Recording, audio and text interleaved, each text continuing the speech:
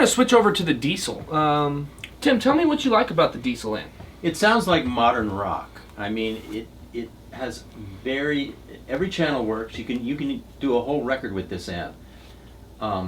Channel 4 is the one we're into right now, the highest gain, and I have this Yamaha guitar that's really incredible for drop tunings, and so we get a great. It's a very loud amp, so it proves that the Royer can take really high SPL. Modern rock. Yeah, it definitely has a nice high gain amp. Very nice. Well, let's see it in action. Again, I now back on the 412 cabinet we're on the 412 cabinet where I can show the difference between the 57, the 121, and the 57 and the 101. I can actually do that on this one too. So Here we go.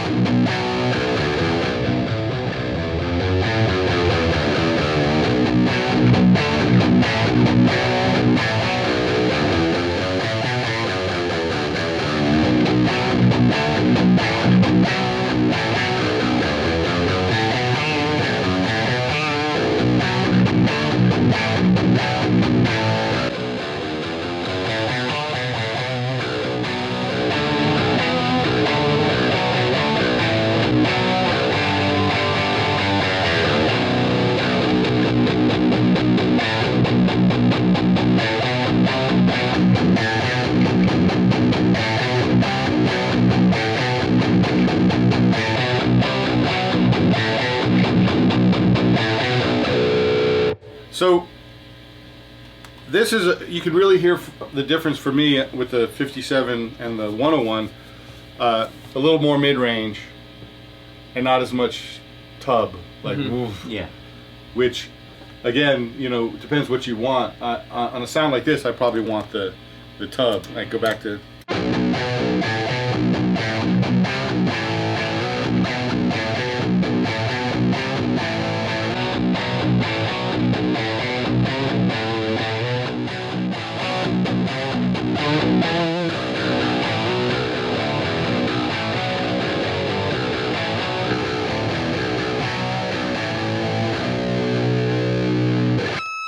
You get a little more girth out of that 121, a little bit more But balls. Still very, you know, very cool. And this is kind of where the rubber met the road back in the early days of the 121, because you know, John over at Royer brought me the 121 while I was doing some real heavy metal stuff, you know, and I put it right up on the cabinet, you know, because he was like, can it do high gain? You know, the question was still, can this hold up to the high gain?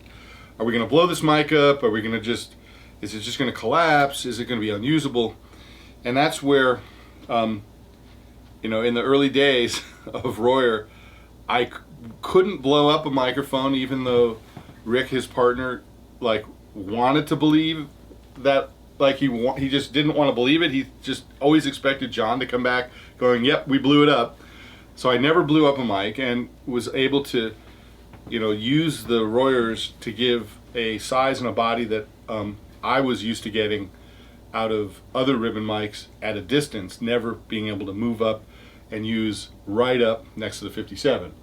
You know, like with Motley Crue, like I was saying, when we were doing those guitars over at Rumbo, you know, Captain Tennille's studio, Daryl Drag and I always had to go to the captain and say, well, you're making really good money on the band, so let's keep re-ribboning these microphones. So he kept sending his 77s and 44s out for like months, getting re-ribboned in New York.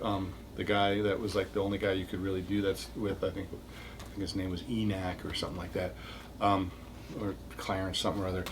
Anyway, this was like the rubber meets the road for me. This was where I went out and told all my friends, to this day, you know, who didn't believe me, that it could be done. And to this day, it's now become sort of the standard of the industry.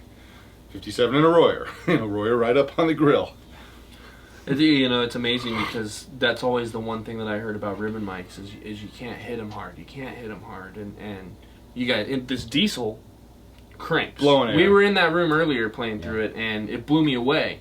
Just the It's fact 120 watts. It's 100 watts. 100 watts. Yeah. Yeah. just the fact that we're sitting here talking about how a ribbon microphone can take a high gain amp shows how far it's come, and the real quality of work that Royer Labs is putting in on that 121. Yeah. It's impressive. Really works.